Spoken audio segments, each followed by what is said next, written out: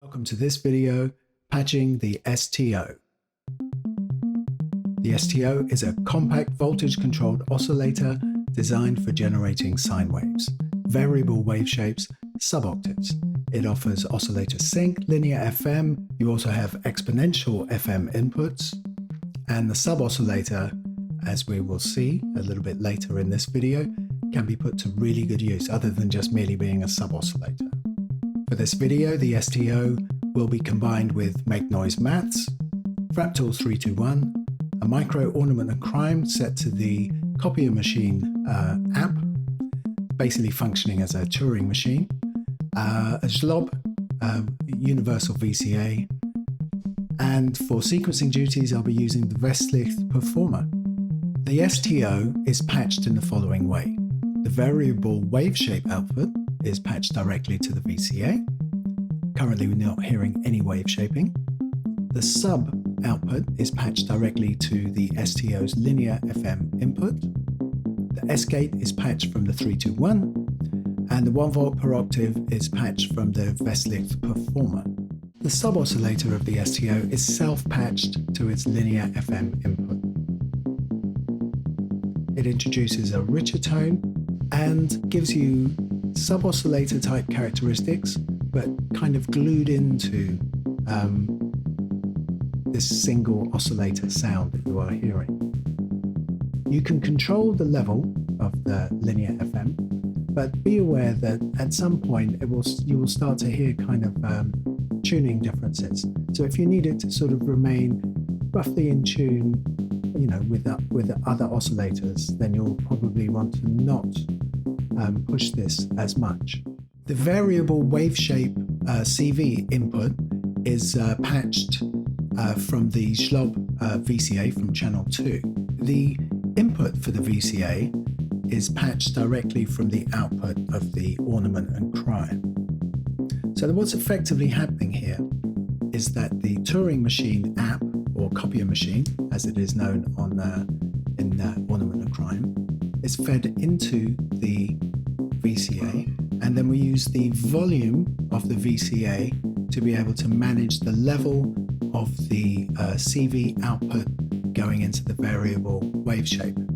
The reason why I've patched it this way is so that I can use the volume control on the Zlob VCA to essentially control the strength of the CV output going into the variable waveshape.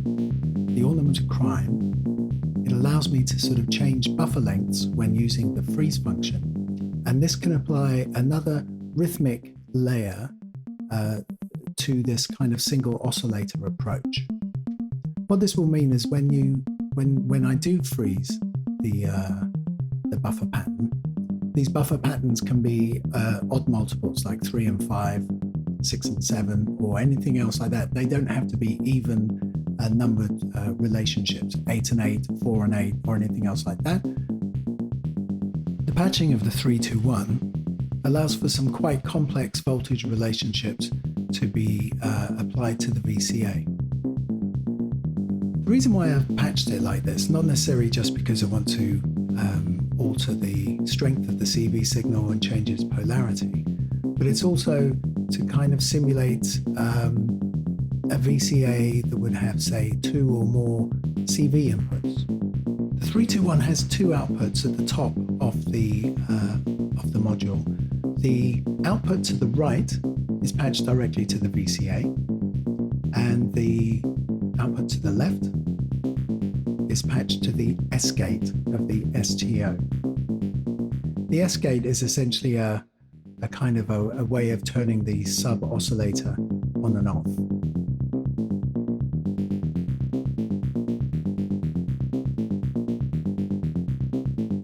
The Ornament and Crime is patched in a very particular way and is used very deliberately.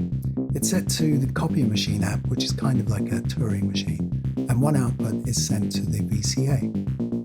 These CV sources are then controlled using the VCA's level control and then patched to the variable waveshape. Now, the Ornament and Crime is being used in a number of ways. One is that I'm altering the buffer lengths, and you can hear when the freeze is set how how this changes the rhythmic perception of the oscillator. It kind of gives it another kind of layer. So whenever you see those two dots at the top left of the Ornament and Crime, that means it's in freeze mode.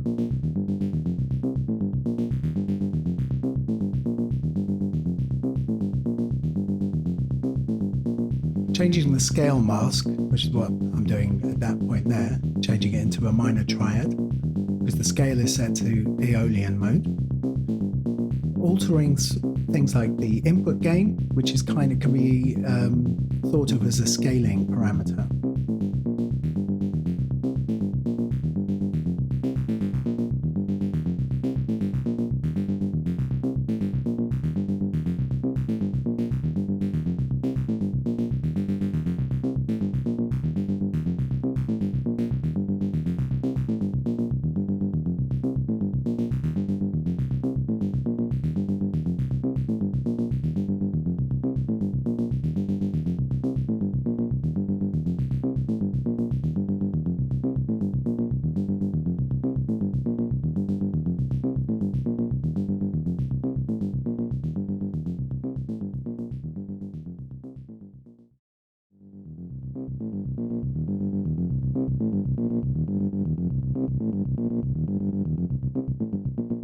Now, the Make Noise maths is being patched in a very particular way. Firstly, it's being used to produce 3 voltages that are patched into channels 1, 2, and 3 of the Frap Tools 321. Channel 1 of maths receives a gate signal from the gate 1 output from the Westlicht performer. So the pitch pattern that you are currently hearing is also generating gates, and those gates are being sent to channel 1 of maths.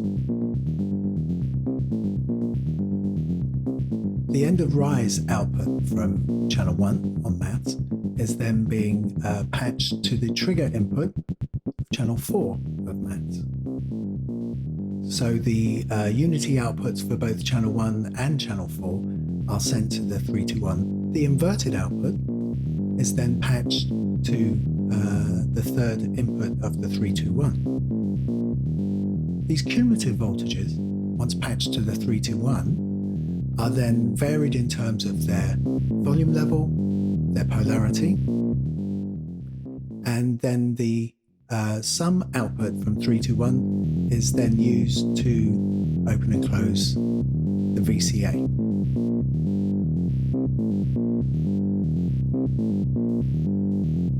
So change can be managed both at source on maths, on any particular channel, and then also managed on the 321. So it's quite a complex CV management scenario in play here.